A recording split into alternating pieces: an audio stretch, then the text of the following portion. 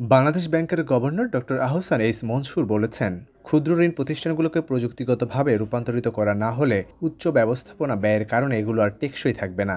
একই সঙ্গে তিনি এজেন্ট ব্যাংকিং নেটওয়ার্কে 50% নারী এজেন্ট নিয়োগ এবং ক্রেডিট কার্ড নীতি শিথিল করে ঋণের সীমা বাড়ানোর উদ্যোগকে আর্থিক অন্তর্ভুক্তি ও স্বচ্ছতা বৃদ্ধির জন্য অত্যন্ত গুরুত্বপূর্ণ বলে উল্লেখ করেন। সবার ক্ষেত্রে প্রযোজ্য একটা unified national payment system, instantly একটা থেকে আরেকটা জায়গায় একদিন থেকে আরেক ব্যক্তি বাড়ায় from একটা প্রতিষ্ঠান থেকে আরেকটা প্রতিষ্ঠানে ট্রান্সফার করতে পারবে অর্থ বা পেমেন্ট সেটেল করতে সেই ধরনের। এটা আমাদের ক্যাশলেস ইকোনমির জন্য একটা বিশালভাবে সহায়ক হবে।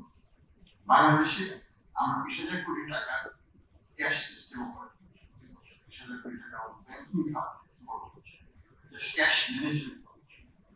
এটা ছাড়াও ক্যাশকে বিভিন্নভাবে ব্যবহার করে আমাদের অনেক অনৈতিক কার্যক্রম হচ্ছে, যেগুলো বন্ধ হতে পারে, বেআইনি কার্যক্রম হচ্ছে যেগুলো বন্ধ হতে পারে, ছিনতাই ইত্যাদি বন্ধ হতে পারে।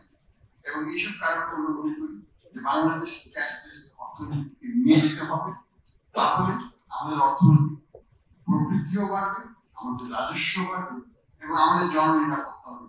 আগে ইন্টারঅপারেবল পেমেন্ট সিস্টেম চালুর উদ্যোগ ব্যর্থ হলেও এবার সফলভাবে চালু হবে বলে জানান গভর্নর। এর মাধ্যমে একটি গেটওয়ে দিয়ে সকল প্ল্যাটফর্মে ডিজিটাল লেনদেন সম্ভব হবে।